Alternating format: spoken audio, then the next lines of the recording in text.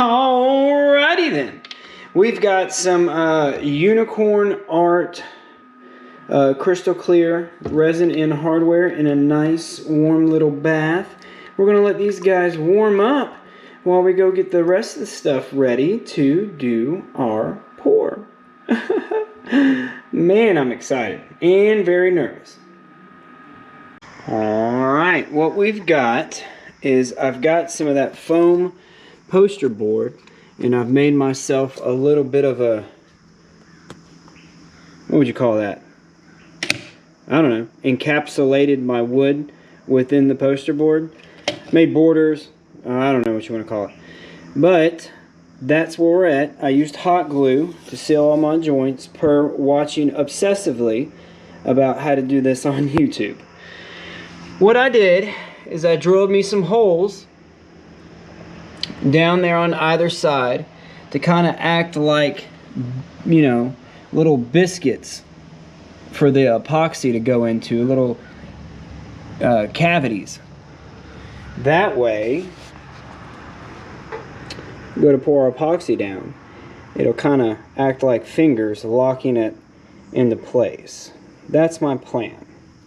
This is some ash that a friend of mine had, a friend of a friend had put down in a yard, and they called me up, and so I've had some slabs of it, and then I had this come up, and this is the perfect opportunity, I do believe. So I've got it level every side for the most part. I mean, it could be leveler, but for what we're doing, I think that's good. So as my epoxy heats up, well, warms up in a nice little warm bath, I'm going to get everything else ready to go. So what I think I'll need is, I've got this plastic lined thing because I don't have any of those disposable deals. I've got some navy dye. This is all Amazon stuff. I'm really excited. So I'll need this, something to stir it with. It's a 1-to-1 ratio. That way we're ready. Now we need a stirring stick, and then we'll be ready. I will make one somehow, and then we'll come back in, we'll pour it. I don't know. I'm a little nervous. I've done 3 other epoxy pours. I might show that. I'm gonna show that. I'm gonna go do that. It's my very first YouTube video. But this is a all cherry chest. I was pointing over there. And I did some green epoxy. I think that was like my 3rd one. But that was before I was on the old YouTubes. And it holds all my dad stuff and family stuff. You know, quilts, cool stuff like that. It's lined with cedar, but that's not right now. I know what I do. And I'll go find the other 2. That one is a rose that I got from my uncle's funeral, and I encased it in some epoxy, kind of made it a little display box. He was big into Harley Davidson. That's before I had a laser or CNC. Very early stuff. But that's that one. Let's go find the other one. What are you doing? What's up, Mario? But here's the other one. This I made for my wife 8 years ago. It's a little jewelry box. This is like the first like harder woodworking project that I ever did, and I was quite proud of myself. But lessons learned, make sure you tape it and silicone it a little bit better, or hot glue it, because I had a couple spots that came out. But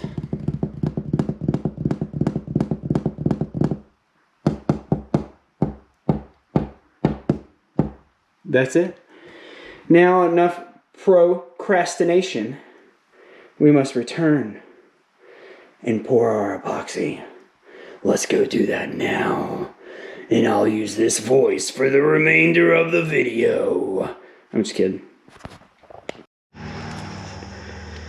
Well, I'm wearing me some gloves. Peter Brown's always wearing gloves. I figured I'd do it. Now, I'm a little nervous because I've never done this before, like this.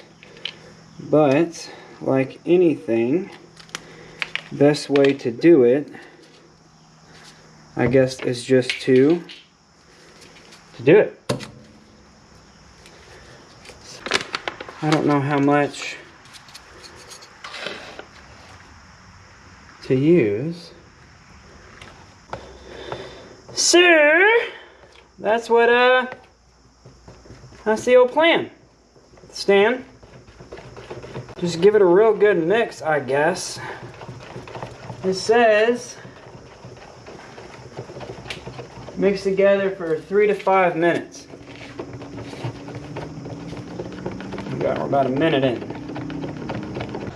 Let's do it. Let's do it. Let's do it. Let's do it. I think I got way too much.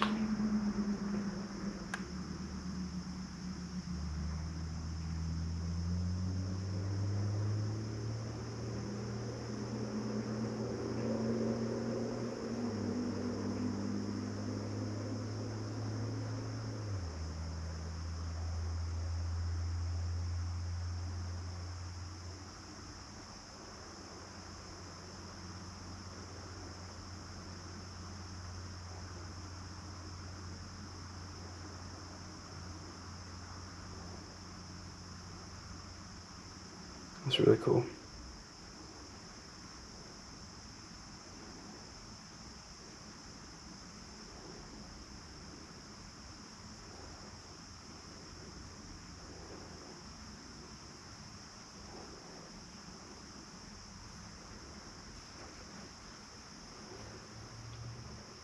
Because it messed my color up.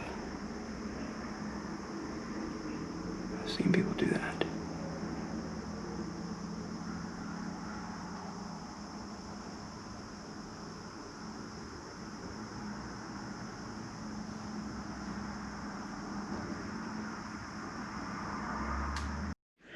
Well, here we are out of the molds. There's all the molds in the old trash can. There were quite a number of getting them off. I figure out that's why they sell mold release and people pack all their stuff with packing tape. I did not do that. But anyway, this is what we look like. It did really good. It stayed really, really flat. I don't even need to run it back through the planer. I sanded this side already. This is 80 grit. I've got a couple of holes I need to go back and fill in. Just from some air and various things that seep its way through the surface. So, what I'm probably going to do is, I've got a little bit of this stuff left over, stuff that ran down the bottom when it was settling in the trash can. So I just cut the tops off, that way I could get to that. What I'll do is just go through and fill in these little bitty holes. And we can sand it up and get it ready to be finished. Yeah, so let's do that now.